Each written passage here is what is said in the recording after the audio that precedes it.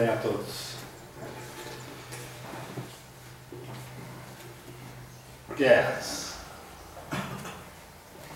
Chama a atenção que nos dias de hoje ainda necessitemos estudar e falar sobre as guerras. Essa pergunta foi elaborada no Livro dos Espíritos em meados do século XIX. E em pleno século XXI, a nossa realidade ainda não se alterou significativamente. E a prevalência das políticas ainda se baseia na força dos exércitos. As respostas dos espíritos ainda estão extremamente atuais, impressionantemente atuais. A lei de destruição deve ser considerada uma lei de reconstrução. Evoluir significa mudar. Mudar no sentido evolutivo é transformar-se. Não podemos evoluir sem gerar em nós e no nosso meio transformações substanciais que em determinados momentos, onde não há um significativo esclarecimento espiritual por parte da humanidade, algumas transformações podem ser interpretadas como algo ruim. Mas transformar-se é inevitável. Quando perecemos pelo advento da morte, nós, espíritas, bem sabemos que se trata de uma transformação. Seja pela incapacidade do corpo envelhecido, consumido, suportar o espírito ainda na terra, ou seja, pelas fatalidades que o mundo apresenta. De qualquer forma, quem perece é o corpo, e o espírito imortal continua a sua jornada no plano espiritual para quase sempre retornar ao plano terrestre, transformado em um novo corpo, em uma nova identidade, que lhe propiciará novas oportunidades de aprendizado e continuidade da vida. Guerras destroem e, portanto, transformam. E se, por um momento, os espíritos nos dizem que as guerras existem pela predominância da natureza animal sobre a natureza espiritual, associada ao transbordamento das paixões. Por um outro lado, quando perguntado o que objetivou a providência, ou seja, a sabedoria divina, ao próprio Deus, tornar necessária a guerra no processo evolutivo, e a resposta chega a tirar o fôlego, a liberdade e o progresso. Qual a causa das guerras? A liberdade e o progresso. Como? Se nos reportarmos ao estudo da história, verificando o progresso romano através de seus exércitos, vamos observar que o sistema político romano, após dominar uma nação, ele instituía uma determinada autonomia para a nação dominada, mas prevalecia sobre elas, carregando consigo a sua cultura, o seu próprio progresso tecnológico à época, para aquelas nações quase sempre mais primitivas. e com isso levava progresso. Quando a bestialidade da ganância humana retirou irmãos da África para escravizar na Europa, nas Américas, espíritos ainda primitivos passaram a ter contato com sociedades mais evoluídas no aspecto tecnológico e social, permitindo que nesse intercâmbio houvesse progresso. E onde está a liberdade? A liberdade está no conhecimento. A liberdade está no patrimônio do saber. Eu posso estar enclausurado, mas se eu alimentar o meu saber, eu estou liberto. Nós nos fechamos voluntariamente às prisões quando decidimos não estudar. Nós nos enclausuramos nas prisões da ignorância quando deixamos ao sabor de outros o conhecimento, pois são esses outros que nos conduzirão. Porque não tendo conhecimento, estaremos sujeitos ao conhecimento alheio.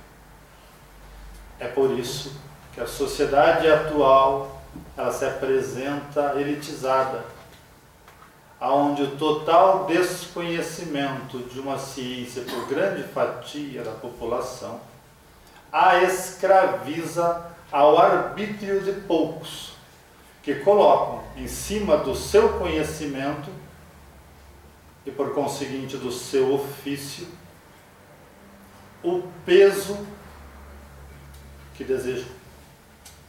E nós, por não conhecermos, somos obrigados a pagar. A guerra, portanto, ela leva transformação. E podemos observar que das ruínas da guerra emergiram potências da atualidade. O Japão foi destruído na Segunda Guerra.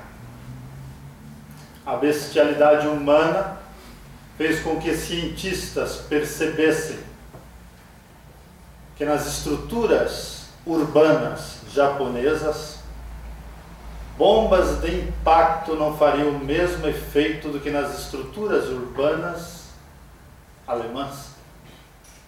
Porque as estruturas urbanas japonesas eram mais frágeis, eram de madeiras e, portanto, flexíveis à vibração gerada pelo impacto das bombas de impacto.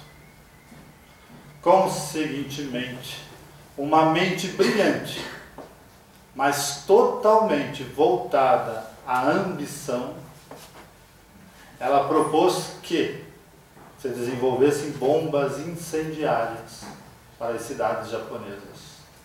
E o Japão entrou em chamas. E hoje, o Japão é uma potência. Em tudo que nós pudermos imaginar em termos de tecnologia, o Japão é uma potência. A transformação, o ensino que ela gera, permite uma total renovação de conceitos. Das monstruosidades praticadas pela medicina no período da guerra, bebemos ainda hoje de grandes progressos, especialmente na obstetrícia.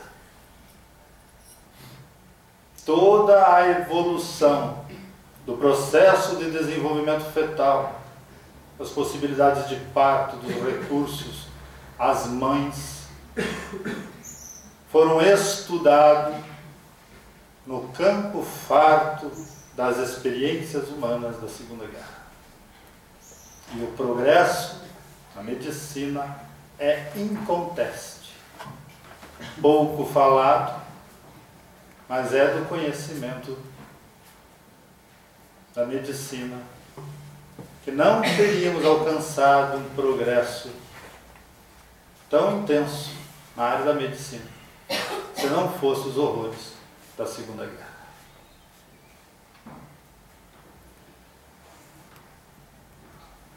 Deus, ao gerar a vida, ao gerar o universo e, em consequência, a vida, que desde então vem evoluindo, Ele permitiu que nós próprios, nas experiências de evolução, construíssemos condições que gerassem o melhor tipo evolutivo para nós, através das nossas opções. Nós espíritas, diferentemente de religiões dogmáticas, não podemos conceber um Deus completamente racional que movimenta o destino das pessoas ao seu bel prazer, atendendo pequenas paixões de obediência e castigando com terror as pequenas paixões de desobediência. Antes nós concebemos um Deus Criador e que, ao emanar a vida, a emana da sua forma mais simples e ignorante. E essa vida se movimenta para a própria evolução. Por isso que o Espiritismo não é criacionista, mas é evolucionista, porque ele se alinha com a teoria da evolução, permitindo entender o processo evolutivo na fase animal, das células simples ao complexo celular que apresentamos hoje, e a idade da razão quando chegamos à humanidade. E tudo por escolhas e por experiências nossas. E ao longo desse processo evolutivo, a guerra é uma constante. E agora não falo da guerra de exércitos, me refiro às guerras íntimas, aonde em todo o universo, no micro ao macro, há grandiosas batalhas. Batalhas de seres unicelulares, batalhas entre o mundo vegetal, batalhas terríveis e dramáticas no mundo animal, batalhas no nosso íntimo, nas nossas escolhas. Se isolarmos o ser humano, ele terá batalhas morais travadas no íntimo de seu espírito, batalhas biológicas travadas no seu arcabouço celular contra doenças. A própria digestão é uma batalha com a quebra dos alimentos e a absorção das vitaminas e proteínas. Então não há em nenhum ponto do universo onde não haja luta, onde não haja resistência, onde não haja necessidade de nos superarmos o tempo todo. E quando a humanidade, como um ser social, necessita dividir espaço, necessita dividir bens para o amparo de sua própria população, vai depender do nível moral dessa nação as escolhas que ela fará para conquistar essas riquezas aos seus. E não raro, a decisão é tomar dos outros. E nós estamos vendo isso hoje, e do hoje ao ontem nós temos visto isto sempre. Se vocês perguntarem para que servem os exércitos em tempo de paz, Eu lhes dou uma explicação. Quando os altos dignatários das nações vão discutir elementos importantíssimos para os interesses da própria nação, seja na economia, no meio ambiente, etc., eles têm poder de argumentação se eles possuem a sua retaguarda um exército forte. Não há negociação política nas cadeiras da ONU que não sejam ganhas pelo poderio dos exércitos que se assentam nas nações daqueles dignatários. É por isso que a voz do presidente dos Estados Unidos nunca é contestada. Ele diz: não aceito esses termos, ou aceito esses termos, ou diz pior: aceitem esses termos. Porque ele tem poderio econômico e um poderio de um exército. Nos dias de hoje, qualquer nação que quiser prevalecer na diplomacia internacional vai sempre necessitar de um poderio militar por trás. E por quê? Porque os espíritos já nos explicaram em meados do século XIX. Porque predominam as paixões. O animal em nós ainda está muito exteriorizado. O ser pensante, o ser fraterno, o ser que procura entender o amor incondicional, ele ainda é muito pequeno dentro de nós. Ele está engatinhando para as verdades do amor. Ele está aprendendo a amar dentro da sua célula familiar. Ele ainda não conseguiu, de forma significativa, expandir esse amor aos demais da própria comunidade, quanto mais de outras nações. É só vermos as discussões entre cidades, é só vermos as críticas entre os estados, e quanto mais externo vai ficando, mais grave se acentuam as críticas. Nós, em idade espiritual para amar, ainda defendemos com brincadeiras uma suposta rixa existente entre brasileiros e argentinos. E isto é o nosso quintal de casa. E estamos querendo falar em igualdade.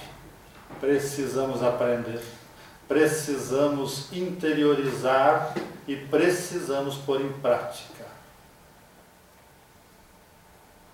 um amor incondicional que ainda estamos aprendendo. A parte boa de tudo isso, dentro deste tema, é que grandes movimentos já foram feitos para coibir tais ações. Não obstante haver muito confronto bélico no mundo, alguns com anos e anos, o Estado de Israel luta em uma guerra interna desde sua criação no pós-guerra, em 1948. Até hoje essa nação não teve paz. E quando apresentam-lhe a paz, ela não aceita os termos, porque ela quer se sobrepor, se impor sobre uma fatia da população tão próxima a ela, que ladeia ombro a ombro o seu dia a dia. Mas, apesar de tudo isso, um esforço muito grande dentro da humanidade tende a procurar o apaziguamento, procurar a paz, tornar-se intolerante às agressões. E nós devemos fazer coro a essas vozes. Devemos procurar coibir a agressão. Coibir a agressão da fúria quando estamos irritados, quando xingamos, quando chutamos, quando praguejamos. E quanto mais nós dominarmos esse monstro existente em nós, haverá uma repercussão no universo espiritual à nossa volta e estaremos apaziguando o mundo. Mas precisamos declarar paz. Declarar paz a nós mesmos e nos irritarmos menos. Declararmos paz àquela pessoa que dizemos que amamos e que hoje, terrivelmente, nos referimos a ela de forma pejorativa. É bonito relacionamentos duradouros, mas é mais lindo ainda relacionamentos duradouros e harmoniosos, onde não há xingamento entre os cônjuges,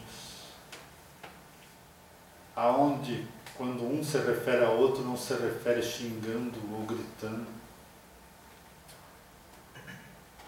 Preferível são os não relacionamentos,